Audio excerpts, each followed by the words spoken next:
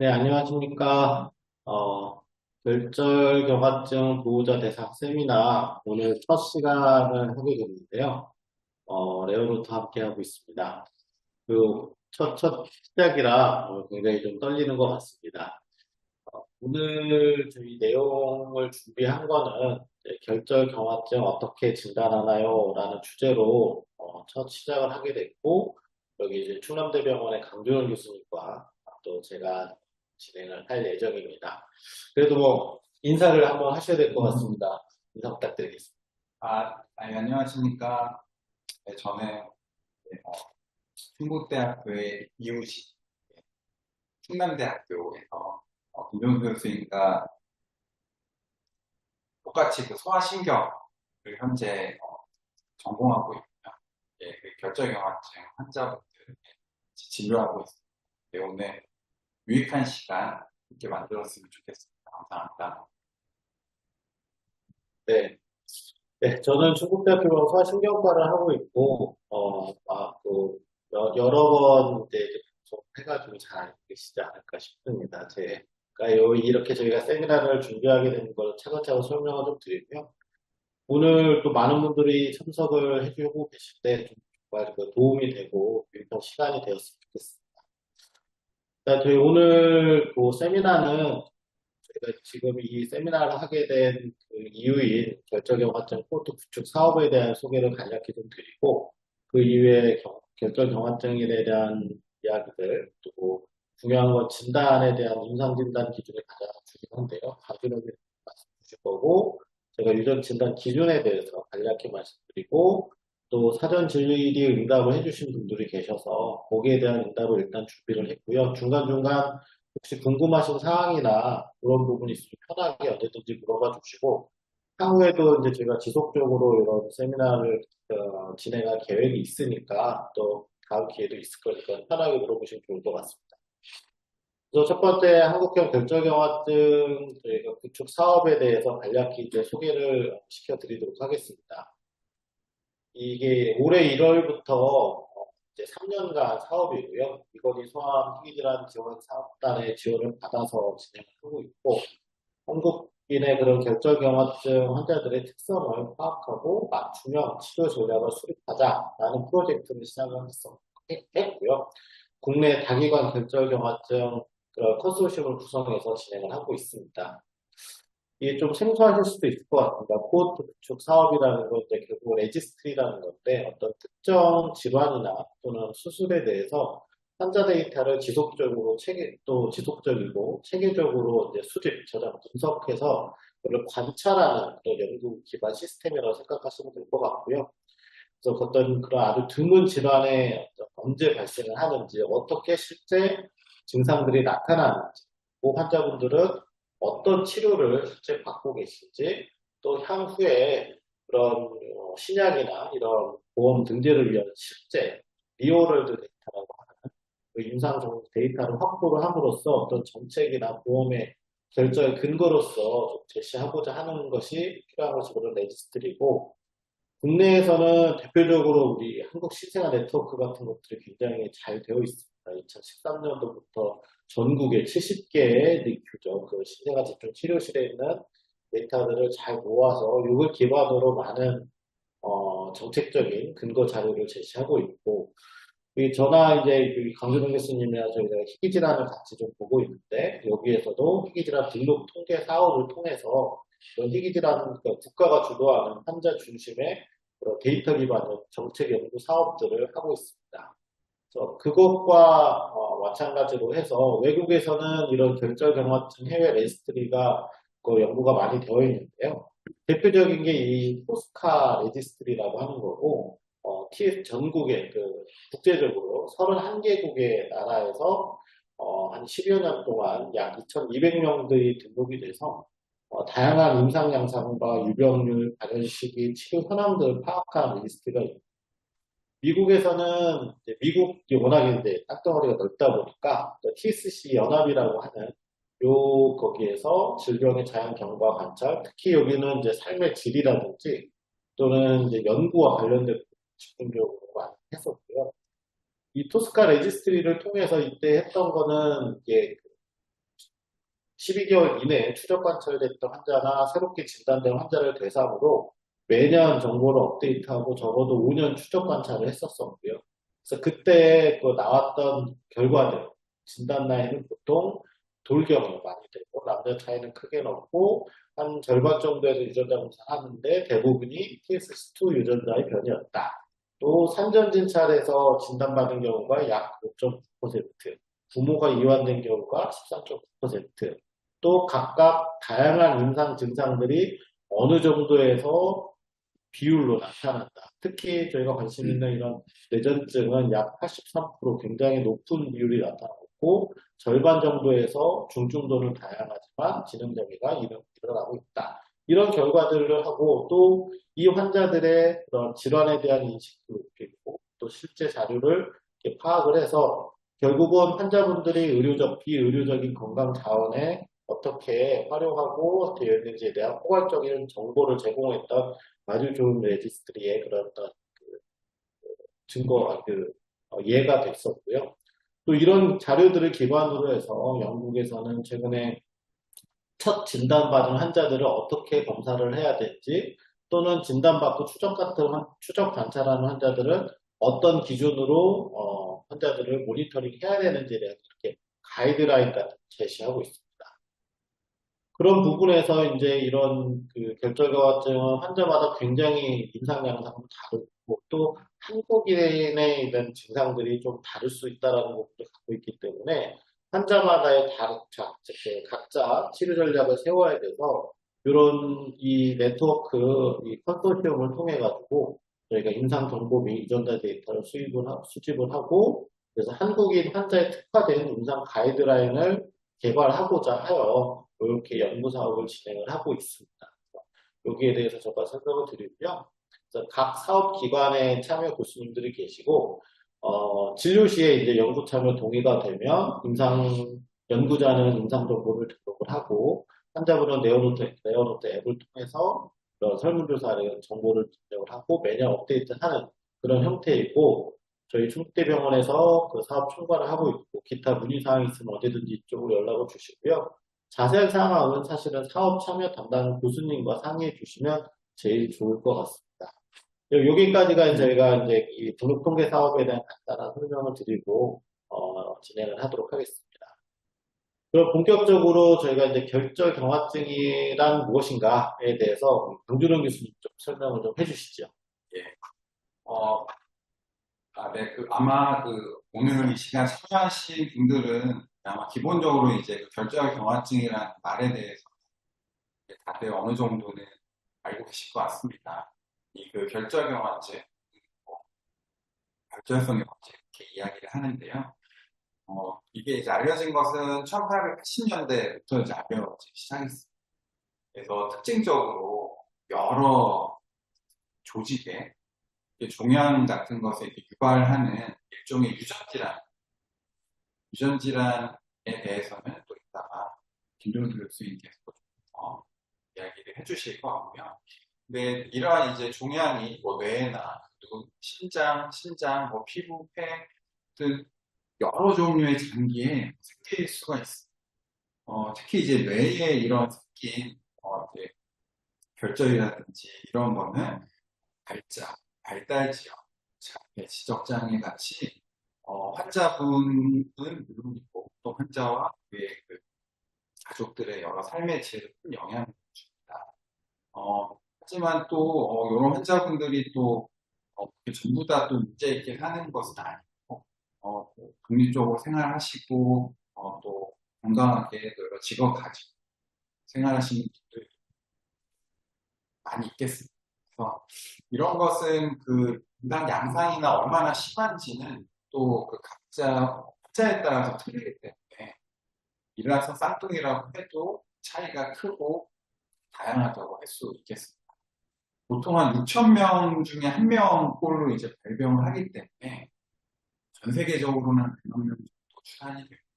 우리나라에서는 6,000명 중에 1명꼴로 이제 적기 때문에 희귀질환으로 이제 이렇게 보시면은 희귀질환 통계 연고를 보시면은 19년에 84명, 21년에 104명 해서 조금씩 이렇게 늘고 있다고도 할 수 있고 또 이제 이러한 질환 자체에 대해서 조금씩 더 알려지고, 그게 진단이 되기 때문에 조금씩 늘어날 수도 있고요.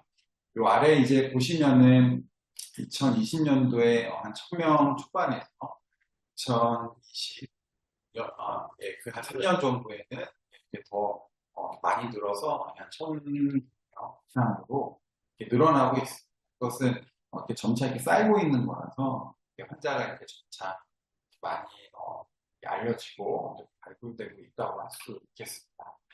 이 결절경화증은 이쪽에 보시면 이제 TSC1, TSC2라고 하고 있는데요.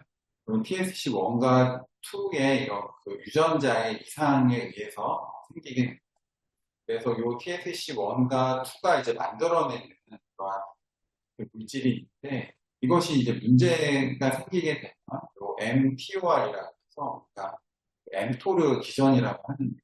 요 기전이 어떤 세포의 이제 증식 같은 거에 이제 연관이 되는데 그게 문제가 되었을 때 비정상적으로 이제 증식이 되면서 여러 가지 증상을 일으키게 되겠습니다. 전체 환자의 한 3분의 1 정도는 이렇게 부모님에게서 이제 오게 되는데요. 어, 만약에 이제 부모님 중에 한 분이 이 결절경화증을 가지고 계시면 50%의 확률로 이렇게 자녀에게 이렇게 유전이. 근데 이제 전체 환자 3분의 2 정도는 사실 이렇게 이제 가족력이 없다고 해도 이제 환자 자체가 아마 뱃속에서 만들어지고 하는 과정에 있어서 이렇게 자연적으로 돌연변이가 발생하게 되고 그래서 우리가 100% 예측하기는 좀 쉽지는 않겠습니다. 이어서 그 결절경화증의 그 진단에 대해서 말씀드리겠습니다. 저희가 임상적인 진단 기준이 있습니다. 보시면은 2021년도에 이게 진단 기준이 개정이 이제 됐고요. 여기 보시면은 이제 사람 피부에 하얀색 피부 반점이 있는데 그 반점이 5mm 이상으로 3개 이상 있다든지 아니면 이렇게 얼굴에 이렇게 여드름 난 것처럼 한참 여드름하고 이제 좀 틀리게 이렇게 이제 혈관섬유종이라고 해서 볼록볼록 올라오는 게 그게 이제 3개 이상이라든지 혹은 손발톱이나 요 주위에 이제 섬유종이 2개 이상 또 이제 샤그린 반점이라고 해서 약간 오렌지 껍질처럼 생긴 그런 양상의 피부 소변이 있는데 그런 소변 혹은 뭐 이제 망막에 그런 과우종이라고 불리는 조그마한 종양이 있다.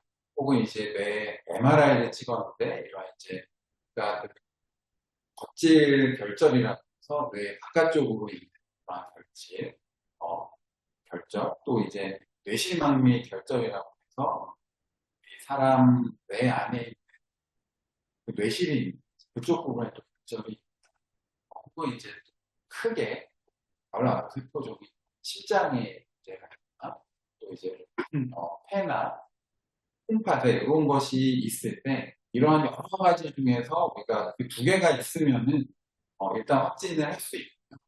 이 진단 기준에 합당한 것이 하나가 있고 옆에 보이는 부진단 기준이라는 것이 있는데 이것 중에 이제 2가지가 있으면 우리가 확진할 수 있습니다. 네, 이제 요거 주진단 기준에 하나만 있거나 부진단 기준에 이제 2개만 있다고 하면은 우리가 이제 가능성이 있다 이제라고 생각을 하게 되겠습니다. 그래서 이제 앞선 것과 이제 연계해서 보시면은 아까 말씀드렸던 이제 피질 결절이라고 하는 것들이 뇌 MRI를 찍으면 이렇게 하얗게 몽울이 있거든요. 이런 것을 우리가 이제 피질 결절이라고.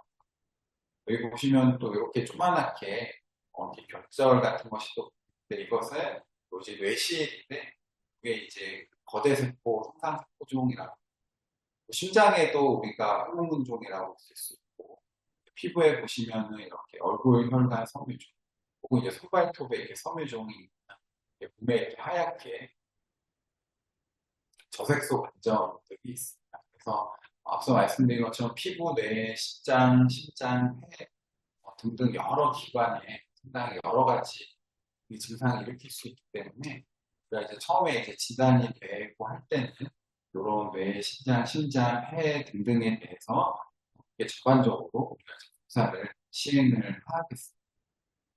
이어서 그 유전 진단 기준에 대해서 김정수 교수님. 네, 뭐, 유전 진단 기준에 대해서 말씀드리면요. 앞서 말씀 주신 대로 이제 현재까지 이제 TSC1 또 TSC2 유전자가 결절 경화증의 원인 유전자로 잘 알려져 있습니다. 그래서 TSC1은 뭐 9번 염색체, TSC2는 16번 염색체 위치하고 각각 하말틴 또는 튜버린이라는 그런 단백질을 형성을 하게 되죠. 이런 변이들이 있었을 때 저희가 이런 물질들은 어떤 세포의 증식을 과증식을 막는 데 역할을 해야 되는데 그런 기능이 문제가 생기다 보면 너무 많이 이제 만드는 거죠. 하말토마우종이라고 하는 양성 종양이 생기는 것이 이 질환의 원인 유전자로서 역할을 한다라고 생각이 들고 그것이 앞서 보여드렸던 그 엠토르 신호 경로라고 하는 어떤 종양의 성장에 하는 그런 그 과정에서 억제하지 못하다 보니 다양한 장기에서 이런 모양이 다양한 시기에 다양한 위치에 그런 과호종들이 생기는 거라고 저희가 이제 알고 있습니다. 이 내용은 저희가 이제 삼성병원에서 이제 결절 경화증에 대한 책자를 이렇게 만들어서 배포해 주신 부분이 있습니다. 희귀질환 센터에서 이 내용을 참고했었고요. 아마 관심 있으신 분들은 홈페이지나 이런 데 가시면 이걸 자유롭게 보실 수가 있습니다. 그래서 우리 유전 진단 기준 자체는 중요한 부분은 임상 증상과 상관없이도 이런 돌연변이가 확인이 되면 진단을 할 수 있고요. 그 이유는 이 TSC라고 하는 결절 경화증은 처음부터 모든 증상이 다 나타나는 게 아닙니다. 다양한 연령대에 따라서 특징적인 증상들이 있다 없다 할 수 있기 때문에 임상 증상만으로는 쉽지 않은 부분이 있습니다. 그래서 그렇지만 이제 유전자 변이는 변하는 게 아니기 때문에 이런 걸 진단할 수 있다는 거고 그렇지만 약 한 10에서 15% 정도에서는 어떠한 방법을 이용해서도 사실 잘 진단이 안 됩니다. 통상적인 검사 방법으로는. 그 이유 자체는 이 모자이시즘이라고 해서 우리 몸을 구성하는 세포 중에 어느 부분은 돌연변이가 있고 어느 부분은 정상적인 그 모습으로 되어 있는데 그 비율이 어떤 거냐에 따라서 증상의 유무가 달라질 수가 있다는 그런 이야기고요. 또는 단백질을 직접적으로 만드는 그 유전자의 부분이 아닌 그 부분을 조절하는 인토리한 부분에 돌연변이가 있게 되면 이 발견하기가 쉽지 않습니다. 그래서 그런 경우에 이렇게 일반적인 검사에서는 음성이 나올 수 있다. 그런 의미이고 이렇게 말씀드린 대로 유전자 검사만으로는 또 이게 중증도를 다 예측하기 어렵습니다. 물론 이제 어느 부위에 돌연변이가 생겼느냐 또는 어느 정도 문제가 되게 날아갔느냐 뭐 이거에 따라서 증상의 중증도를 예측은 할 수 있지만 이 정확하게 말씀드리기는 쉽지 않은 부분이고 그만큼 우리가 더 연구를 해야 되는 부분이 있고 그래서 이런 결절 경화증에서의 유전자 검사는 환자 개개인 또는 가족들 개개인의 질환 위험도를 평가해야 되기 때문에 전문적인 유전 상담이 필요한 그런 내용이 되겠습니다. 네, 저희가 한 20분 정도 이렇게 좀 질환에 대해서 설명을 조금 드렸고 여러분들이 이제 세미나에 대해서 사전 질문을 주신 부분들이 있어서요. 거기에 대해서 차근차근 하나씩 답변을 좀 드리도록 하겠습니다. 이 첫 번째 질문인데요. 현재 10세 남자이고 최근에 결절경 진단을 받아서 MRI 등 그 여러 검사를 앞두고 있어서 아직 좀 잘 모르겠다. 그래서 아마 첫 진단받고 아마 당황하시는 그런 상황인 것 같고 특히 이제 뇌전증이 가장 두드러지는데 지금은 나타나지 않더라도 향후에 갑자기 나타날 수 있을까요? 라고 질문을 주셨고 거기에 대한 답변을 강준호 선생님이 해주실 수 있을 것 같습니다. 예, 그 앞서서 김종수 교수님께서 이제 언급해 주신 그 토스카 레지스트리에서는 이 결절경화증 환자에서 뇌전증 동반되는 것이 한 83.6% 라고 되어 있고 뭐 여러 가지 연구들을 보면은 80에서 90% 정도는 이렇게 이제 뇌전증을 이렇게 동반을 하게 됩니다. 그래서 현재 이제 10세인 상태에서 요런 뇌전증 증상이 없다면 정말 다행인데요. 추후에 증상이 나타날 수도 있어요. 하지만 이제 요거는 이제 경과를 지켜봐야 되고 혹시라도 이제 발작이 의심되거나 하면은 꼭 이제 근처에 있는 소아신경과 교수님 이제 만나셔서 증상을 상의를 해보시면 이제 좋겠고요.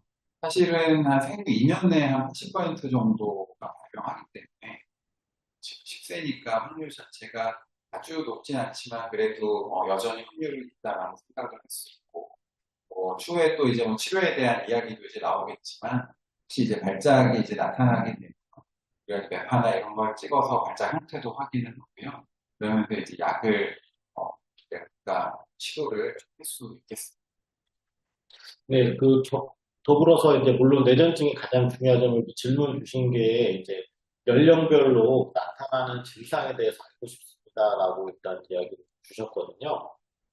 혹시 네. 말씀을, 네. 이제 아무래도 우리가 이제 처음에 이제 신생아 때나 생후 한 1년, 1, 2년 정도에는 아무래도 제일 먼저 볼 수 있는 것이, 이런 이제 연축 같은 이제 증상도 있고, 그리고 앞서 말씀드린 피부 질환 중에서는, 이렇게 멜라닌 저항정, 그러니까 몸에 하얀 감정 같은 게 있을 수가 있습니다.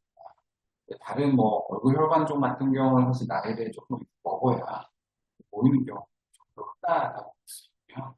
그래서 이제 또 그리고 그 산전진창에서 그 신생아 때 또 발견될 수 있는 신장에 어, 종양이 의심된다. 그러면 우리가 또 결정형을 의심을 하면서 추가적인 평가들을 또 시행을 좀 할 수 있겠습니다.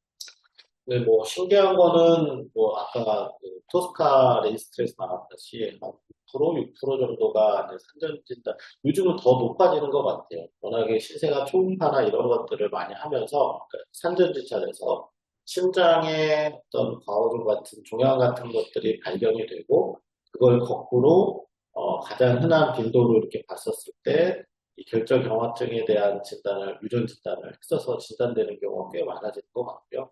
그래서 출생 당시에는 사실 그거밖에는 사실 없죠. 그래서 기능적으로 문제가 되지 않으면 특히 심장에 생긴 것들은 추적 관찰하고 1세 정도 되면 1세 넘어가면은 저절로 이제 사이즈가 일으키지 않고 그 사이에 이 영아기에 이제 뇌전증 발작이라든지 또는 이제 발달과 관련된 문제 또 처음에는 피부 증상이 그렇게 아이들한테 뚜렷하지는 않죠. 또 이제 조금 청소년기 이제 가면서 뚜렷해지는 상황인 거고 그리고 돌 지나고 나서는 제일 문제는 이제 우리가 뒤에 얘기했지만 탄드라고 하는 이렇게 신경 발달적인 부분에 어떤 뭐 자기 성향이라든지 또는 과잉 행동장애 이런 부분들이 발생을 하고 이 젊은 나이 동안에는 저희가 이제 매년 그 결절경화증 모니터링을 할 때 머리 MRI 사진 찍어서 그 아까 이 세가라고 하는 그런 결절 종양들이 커지는지 머리 안에 또는 코파 쪽에 그런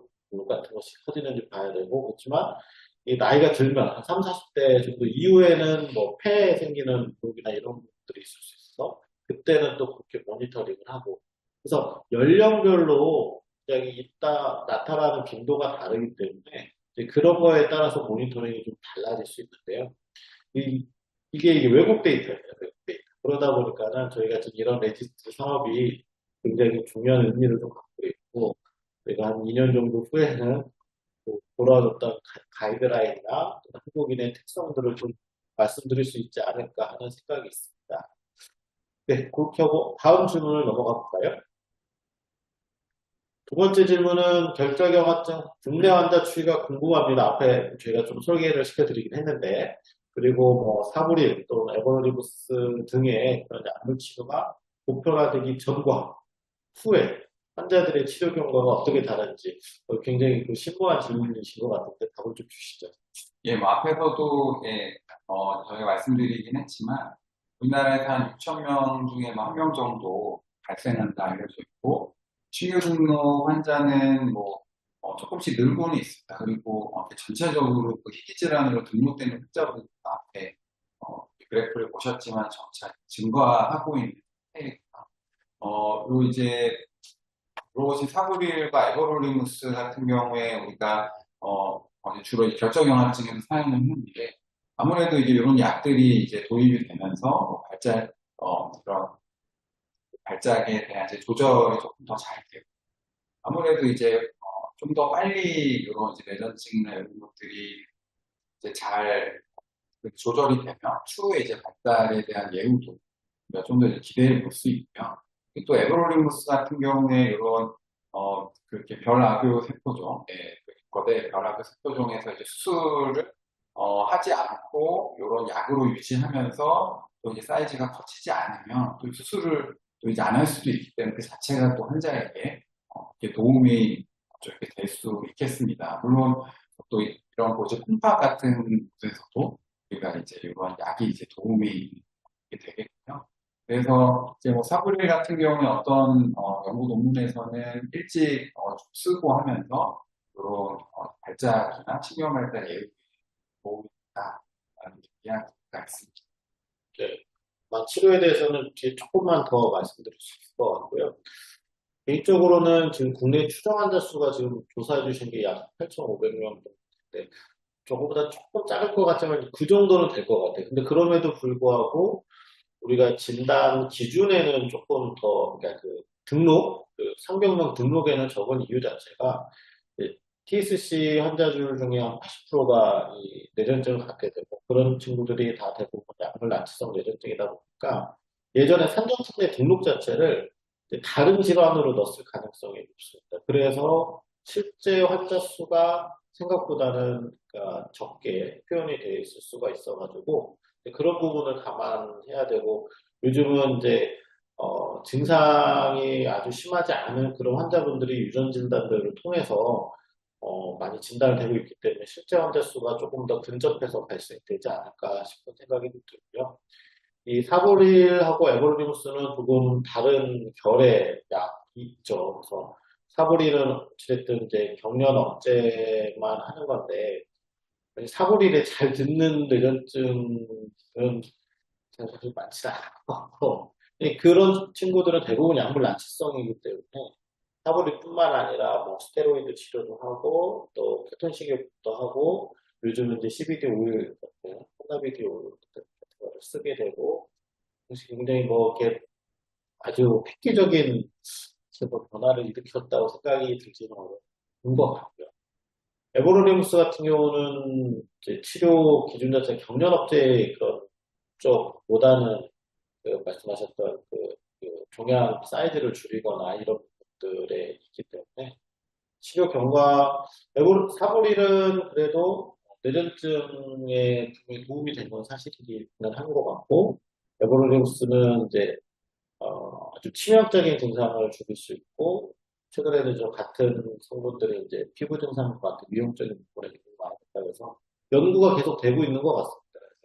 그런 데이터들이 조금 더 쌓이면 어, 사실 에브로리무스 이런 것도 경련 억제 효과도 분명히 있을 거라고 추측은 얘기하고 실제 써보신 적이 아니, 저는 써보지는 않았는데, 근데 지금 저기 그 세가라고 해서 네, 그 거대 벼락도종으로 쓰고 있는 환자가 한 명 있는데, 그 친구가 이제 그 전에 경련을 많이 했는데, 예, 최근에 몇 년 정도 그거 쓰면서는 사실 그렇게 발작이 잘 보이진 않아서 뭐 일부 도움을 좀 받는 게 아닌가 생각은 되는데, 예, 또 임상 연구나 이런 논문을 보면은 효과가 아주 더 많은 이론적으로는 그 피즈 튜버 고개 이제 사이즈가 줄면서 분명히 좋아질 거라고 생각을 하는데 그런 피질 결절 자체가 모두가 다 또 증상을 일으키는 건 아니었다 보니까는 아직까지는 그 획기적인 그런 거는 조금 물음표가 있는 상황인 것 같습니다. 그 다음 질문을 보겠습니다. 24개월 여아가 진단을 받은 현재 30개월인데 상품명을 이야기해서 그렇게 가지고 지금 올필 사불점을 먹고 당연히 3일에 한 번씩 있고 인지 기능이 많이 떨어져서 걱정이 되실 것 같습니다. 그래서 약물에 대해서 어떻게 하면 조금 좋을까? 이런 현실적인 질문을 많이 주실 것 같습니다. 네. 그, 이제 사실 우르필과 사브릴 같은 경우에 이제 저희가 사용할 수 있는 그 항상 발작제 중에서 그래도 인지에 대한 영향이 아주 심하게 안 좋다라고 보기 어려운 약이기는 하고요. 사실 이제 그 결정경화증에서 인지 저하가 주요하게 발생하는 동반 집안인데 이제 어렸을 때부터 발작을 했거나 특히 또 연축이 있거나 피지 결절 수나 이런 것과 좀 연관이 많이 있어서 사실 이 약 자체를 바꾼다고 해서 아주 인지 능력이 좋아지는 것을 우리가 그렇게 크게 기대하기는 조금 어렵지 않을까 저는 개인적인 생각 그렇기는 하고요. 예, 재활치료나 이런 거를 열심히 하면서 이제 앞으로의 경과를 좀 지켜보는 것이 어떨까 저는 어떠신지. 그 뇌전증, 말씀 주신 것처럼 약물 난치성 뇌전증에 가깝게 보여지는 것 같은데, 물론 이제 24개월에서 진단을 받았다는 건 굉장히 조금 좀 늦은 나이거든요. 그래서 그게 이제 그 사이 동안에는 어땠는지가 좀 궁금하게 됩니다. 그래서 이게 환자들마다 워낙에 이게 다양하다 보니까는 이렇게 통틀어서 말씀드리기 쉽진 않지만, 어, 야, 사, 워낙에 이제 치료 효과가 좋다고 하는 것이 이 올필 사고를 정의이기 때문에 아마 그거에 따라서 시도를 하고 순차적으로 다른 약들을 시도해 보시지 않을까 생각이 좀 들고, 그럼에도 불구하고 발작이 계속 있다는 거. 그리고 반복되는 발작은 인지 발달을 더 떨어뜨릴 수밖에 없어요. 그렇지만 그걸 조절하기 위해서 쓰는 약들이 역시나 이제 인지 발달에 영향을 주다 보니 이게 저울이 필요할 것 같습니다. 가장 강력한 항발작제를 이제 유지를 하면서 다른 부작용들을 모니터해서 줄이는 건데 일반적으로는 약물에 의한 경우에는 가역적인 변화는 그 인지 기능에 있어서 가역적인 변화가 있을 거라고 생각이 드는데 이 결절 경화증이라는 그 질환의 경과에 따른 인지 능력의 변화가 만약에 있는 거라면 사실 그거는 질환과의 연관성이 더 크지 않을까 하는 조금 걱정이 좀 있어서 솔직하게 담당 교수님과 이런 부분들을 충분히 이야기 나누시는 것이 좋을 거라고 생각이 듭니다. 부족한 질문에 대답을 드려 죄송합니다. 네. 다음 질문은 결절 경화증 약물 치료 예후가 어떤지, 정상 생활이 가능한지, 추적 관찰 주기는 어떤지, 또 뇌전증 수술권은 보통 얼마나 되는지 이런 것에 대한 질문이 있었습니다. 그래서 여기에 대해서 한번 답을 한번 주시죠.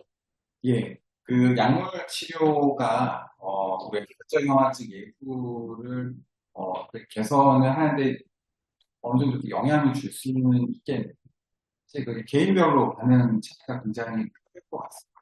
뭐, 아까 앞에서도 나왔지만 일란성 쌍둥이도 사실 결절성 경화증을 모두 앓는 경우에도 그게 이제 증상 차이가 굉장히 이제 크기 때문에 이제 어느 정도 이렇게 정상생활 유지가 가능할 수도 있겠고, 좀 어렵다고도 할 수 있겠습니다. 예. 상당히 이제 애매하게 말씀을 드려서, 그게 죄송합니다. 어쨌거나 이 질환 자체 예후나 아니면 증상이 심하지 않다면, 정상생활이 가능할 거라고 생각이 듭니다. 혹시라도 이제 난치성 발작이 있거나 하면은 조금 어려울 수도 있지 않을까 생각을 합니다. 이제 추적 관찰 주기는 사실 각각 환자분들이 가지고 있는 증상이나 그 상황에 따라서 굉장히 차이가 좀 있을 것 같아요. 예를 들면 뭐 뇌 자체에 별하고 세포종이 사이즈가 조금 커질 우려가 있다. 그러면은 사실 뭐 6개월이나 1년에도 사실 사진을 찍으면서 확인을 해야 될 수도 있고, 그렇지 않고 증상이 특별히 없고 괜찮으면 뭐 2년이나 3년에 한 번씩 할 수도 있지 않을까 이렇게 생각이 이 결정형아증에서 뇌전증 수술을 하는 경우가 사실 이제 수술을 고려할 수도 있는데 이 수술까지 가는 경우가 아주 많지는 않은 거고요. 또 이제 수술에 대한 방법에 대해서도 우리가 이제 어떤 발작을 주로 일으키는 이제 결절이 있다고 하면은 주로 그것을 우리가 이제 목표로 해서 이제 뇌전증 수술을 하는데 보통 그 결절만 제거를 하는 게 아니라 주변에 있는 결절까지 그냥 다 우리가 이제 제거를 일단 하거든요. 그래서 근데 이제 그렇게 수술을 잘 하고 한 50% 정도에서 뭐 어떤 논문은 뭐 많게는 70%까지도 발작이 소실되었다고는 하는데 또 시간이 많이 지나게 되면 그 수술하지 않은 반대편에서도 이렇게 발작을 또 이렇게 시작하는 경우들도 있고 수술을 한 쪽이지만 처음에 잘 보이지 않던 그런 이렇게 작은 결절 같은 데서도 발작이 시작할 수도 있기 때문에 이제 그거는 이제 그 수술한 이제 결과나 이런 거에 따라서 또 이제 그 수술 검사를 할 때 또 어떤 결과가 나오느냐 따라서 좀 같이 잘 생각해봐야 되지 않을까 생각. 네. 저희도 진짜 궁금한 부분이 지금 말씀 주셨던, 질문 주셨던 그런 내용인 것 같습니다. 저 약물 치료의 예후가 어떤지, 어느 정도의 관찰 주기. 보통 돌 전에 그 가장 흔한 증상을 기준으로 하게 되는데, 돌 전 같은 경우는 발달도 봐야 되고, 또 뇌전증 발작이 어느 정도 심하냐에 따라서 또 그것도 추적 관찰이 중요하고, 향후에 저희가 이제 세미나를 다시 다루겠지만, 아주 어린 나이에 생기는 이런 영화 연출이라고 하는 걸 어떻게 발견할 것이냐. 추적 관찰 어디는 뭐 4주마다, 2주마다, 4주마다 막 이런 굉장히 복잡합니다. 그리고 보통 돌 이후에는 이제 세가라든지 이런 것들의 모니터링 때문에 매년 영화를 찍으라고 하는데 과연 이게 정말 합당한가? 이런 질문이 또 생기고 그러면은 20세 이후에는 안 해도 되는가? 증상이 있을 때 하는 게 맞는가? 그래서 그런 궁금증들을 좀 해결하고자 이런 데이터를 보이려고 하는 거고요. 국내에서 뇌전증 수술이 과연 얼마나 되는가? 그래서 그걸 알아보는 게 거의 없죠. 주로는 이제 흔히 얘기하는 빅센터의 이제 수술 건수나 이런 아주 산발적인 리포트를 통해서 저희가 이제 알게 되는데 이제 그런 부분들이 이번 이 다기관, 그러니까 국내 다기관 그런 컨소시엄을 통해서 정보가 좀 모여지면 환자분들한테도 조금 더 나은 정보를 드릴 수 있지 않을까 하는 기대를 갖고 있습니다. 그리고 마지막 질문인데요. 이거는 제가 설명을 드리려고 합니다. 유전자 치료제 개발 현황이 궁금하고 치료 효과가 있을지, 신약에 대한 결과가 있을지, 뭐 진단과는 조금 다른 문제지만 아마 굉장히 많이 궁금하실 것 같긴 합니다만 결론적으로는 아주 딱한 저기 딱 부러지는 답을 드리기는 쉽지는 않고요. 제가 최근에 다른 공개 강좌에서 이제 말씀드렸던 내용을 조금 첨부해서 말씀드리면 현재 결절경화증에서 하고 있는 치료 옵션은 앞서 말씀드린 사보닐 같은 비가바트리안 약이 이런 영아 연축이나 국소 발작의 일자 치료제로 사용하고 있고 지금 칸나비디올이라고 하는 그 대마 오일이죠. 대마 오일이 외국에서는 지금 2세 이상의 이런 결절경화증 발작의 부가 치료로 승인을 받아서 하고 있고 국내에서도 저희 뇌전증학회와 또는 소아신경학회를 중심으로 해서 저희 국내에서도 이런 그 적응증을 받으려고 노력을 거의 막바지 단계에 있습니다. 그래서 좀 있지 않을까 싶고 또 히톤 생성 식이요법들이 약물 난치성 뇌전증에 대해서 쓰고 있고 또 수술이라든지 또는 성인에서는 저 AML이라고 하는 콩팥에 생기는 저 증상을 없애기 위해 색전술이라든지 또 좀 많은 분들 진짜 지난번 보니까 환자 보호자 그 만나뵀을 때는 이 피부 증상 때문에 청소년기들이 너무 힘들어하는 부분이 있는데 요거에 대해서 이제 요 에버로립스나 시롤리무스 크림 같은 이런 것들에 대한 이야기들 지금 현재 이제 외국에서 사용이 되고 있는 거죠. 그 외에 이제 새로 치료제는 뭐 크게 얘기하면은 이 아까 얘기했던 엠토르 기전에 있어서 억제제를 빨리 좀 투여를 해서 어, 또 추가적인 발전을 막는데 그런 이제 연구를 진행을 하고 있고 또 아데노 어소시에이트 바이러스라고 해서 여기에다가 실어가지고 이 대체 유전자의 역할을 해주는 방법 또 새로운 항 발작제 또는 행동치료 또는 전임상 연구들의 다양한 후보 물질들을 만들어서 하려고 하고 있고요. 실제 엠토르 억제제 조기 투여가 이제 그런 그 연구 사업이 미국과 호주에서 진행을 하고 있고 6개월 미만 있는 아이들한테 치료를 했었을 때 일찍 투여하는 것이 발작 및 인지장애 주는 효과적이다라고 해서 이것들이 이제 조금 더 가이드라인으로 이제 받아들여지고 있는 상황이고요.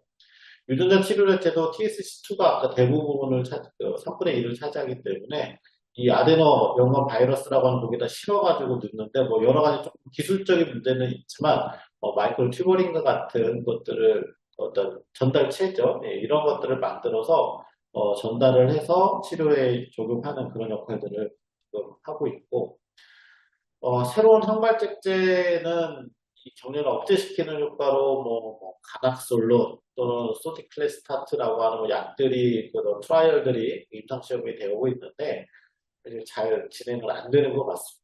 아직까지는 어쨌든 근본적인 치료라기보다는 증상에 효과적인 새로운 신약을 만들려고 노력을 하고 있는데 쉽지 않은 상황으로 보여지고요. 또 제일 이 결절 경화증 환자 영아들 또는 영유아기에 보이는 것들이 이런 문제 행동들이 있는데 그런 것들을 꼭 약물 치료뿐만 아니라 이런 비약물적인 행동 치료로 해보려고 하는 노력들이 미국에서도 진행을 하고 있고 이런 부분들이 중요한 또 아이를 케어하는 데 중요한 그런 부분이 될 것 같고요. 전 임상 뭐 동물 실험이나 이런 데에서 여러 가지를 시도를 하고 있습니다. 그래서 새로운 약물 확보를 하고 있고 또는 기존의 약들의 다른 효과죠. 그나 표적 치료제라든지 항암제, 당뇨약 이런 것들의 그런 또 부가적인 그런 효과를 노려서 이 증상의 호전을 시키는 노력들을 지금 계속하고 있습니다.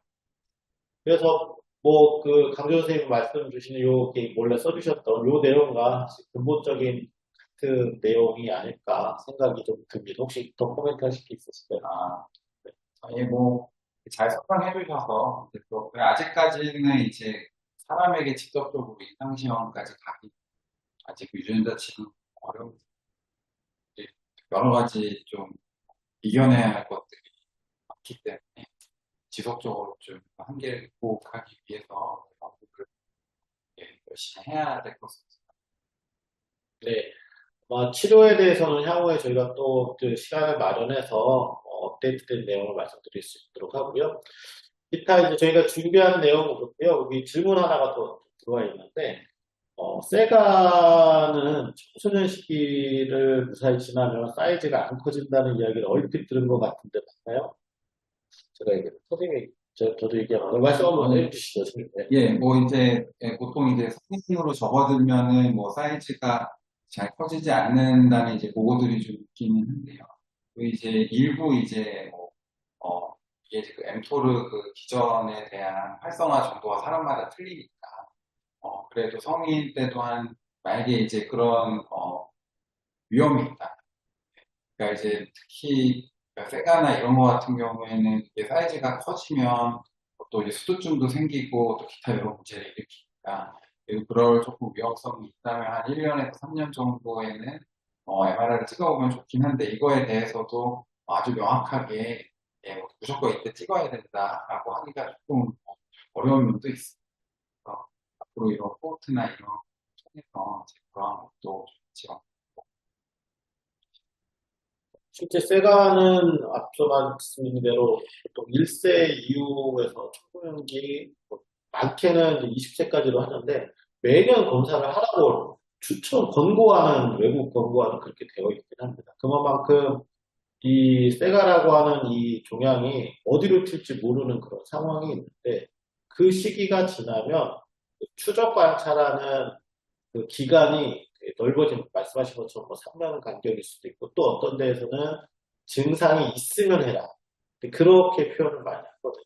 그래서 이게 나이에 따라서 사이즈 변화가 명확하게 어떤 그래프를 그리냐는 저희가 잘 알려져 있지는 않고 추후에 뭐 영상 데이터들이 만약에 모이면은 좀 조사를 해볼 수 있을 것 같긴 한데요. 근데 어찌됐든 이 성장기에 있는 아이들의 특히 뇌나 이런 쪽에서는 분명히 세가도 그렇고 또 손바닥에 생기는 그런 것도 그렇고 그런 거는 좀 매뉴얼리 매년 검사를 해서 보라고 하는 것이 이제 추천을 하고 있고 다만 이제 청소년기 잘 나타나지 않는 그폐 쪽에 생기는 부록이나 이런 것들은 40대 이후 특히 여성 쪽에서 조금 더 면밀하게 좀 봐라. 이런 식으로 좀 구분해서 볼 수 있을 것 같습니다. 대답이 됐는지 모르겠지만 100%는 그 안심을 하는 말씀을 드리기가 쉽지는 않은데 어쨌든 아마 성인 청소년기 이상 되고 하면 자기 증상, 불편한 증상에 대해서 오히려 조금 더 말을 잘 할 수 있다 보니까 그런 추적 관찰의 기간이 조금 더 길어지는 게 아닐까 하는 생각이 좀 듭니다. 벌써 저희가 한 45분 가까이 시간이 돼가지고 마무리를 좀 해야 될 것 같습니다. 혹시 추가 질문이 있으시면 지금 바로 해주셔도 되고요. 아니면 다음 시간에 저희가 좀 하려고 하는데, 마지막 슬라이드를 제가 좀 하면, 앞서 말씀드렸던 것처럼 저희가 이제 사업을 계속 좀 진행을 하면서 아마 한 3, 4개월에 한 번씩 이 세미나를 진행을 할 것 같습니다. 그때 이제 이야기를 좀 많이 드리려고 하고요. 2차 온라인 세미나는 10월 14일 날로 지금 배정을 하고 있고, 그때는 가장 많은 궁금해 주시는 그런 결절 동화증에서 효과적인 발작 조절에 대해서 이 분당 서울대병원 조재수 교수님과 함께 한번 시간을 준비를 해보려고 하고요. 다양한 주제에 따라서 일단 이야기하고, 오늘 그 세미나가 끝나고 나서 질문 주신 대로 영상은 레오노트 앱에도 아마 올라갈 거거든요. 저희 그 대한소아신경학회의 일반인 페이지 홈페이지에 링크가 접속이 될 것 같습니다. 그래서 링크로 연결이 될 거고, 아마 여기 참석해 주신 분들한테는 그 링크나 이런 부분들을 안내해 드릴 거라서 또 보실 수 있을 것 같습니다. 그래서 앞으로도 많은 좀 참석 좀 부탁드리고요. 마지막으로 오늘 저희가 그 강준호 선생님을 모신 이유가 이제 저희가 환자분들에 대한 인식 개선이나 이런 부분들에 앞으로 계속 노력을 해주실 거라고 모시긴 했는데, 마지막 질문 하나 있어가지고 말씀드릴게요. 6개월 된 여아인데 약물 복용 중에도 아직 계속 증상이 있어서 뇌 수술을 하게 된다면 2세 이상 이미만에서도 가능한가요? 아니면 권장 연령이 있을까요? 네, 뭐 6개월에 뇌전증 수술을 하기가 사실 쉽지는 않을 것 같고, 왜냐하면 이 뇌전증 수술 자체가 좀 쉽지 않은 과정이기 때문에 가장 쉽지는 않을 것 같은데, 아마도 이 경련이 잘 잡히지 않고 한다면 우리가 또 이제 뇌전증 수술을 하기 위해서 여러 가지 검사를 해야 돼요. 비디오 검사도 해야 되고, 또 페트라는 검사도 해야 되고, 스펙트라는 검사도 해야 되고, 인지 검사도 해야 되고, 굉장히 많은 검사들이 있어서 일단은 우리 담당 교수님과 한번 아마도 6개월 상황에서는 약물 치료를 최대한 해보실 것 같은데요. 점차 나이를 먹으면서 추가적인 평가를 통해서 수술이 이제 되는 실질을 먼저 확인을 하고, 어떤 경우는 이게 이제 양쪽에서 막 이제 박자가 너무 심하게 나오는 경우가 있어요. 그런 경우에는 뭐 좀 아이가 크고 하면 뭐 순차적으로 왼쪽하고 오른쪽하고 하는 경우도 있긴 하지만, 어쨌거나 전체적인 계획에 대해서 담당 교수님과 상의를 하시면서 이제 아이가 좀 크면서 좀 상의를 하시면 좋을 것 수술 예전보다는 훨씬 더 좀 빨리 하는 거에 대해서 긍정적인 이야기들이 많이 있어서 6개월은 조금 쉽지 않긴 한데요. 어쨌든 빠른 나이에 하려고 하는 것을 요즘 이제 많이 추천은 되는데, 문제는 그 수술하고자 하는 것, 결국은 이것이 뭐 문제가 된 걸 떼어낸다든지, 또는 전신 발작이 너무 심해서 중간에 이제 큰 발작을 가지 않게 하는 수술을 한다든지, 이런 형태인데, 그 정확하게 이 아이가 그 부분이, 떼려고 하는 부분이 이 아이의 뇌전증을 다 설명할 수 있는가. 그게 굉장히 어려워.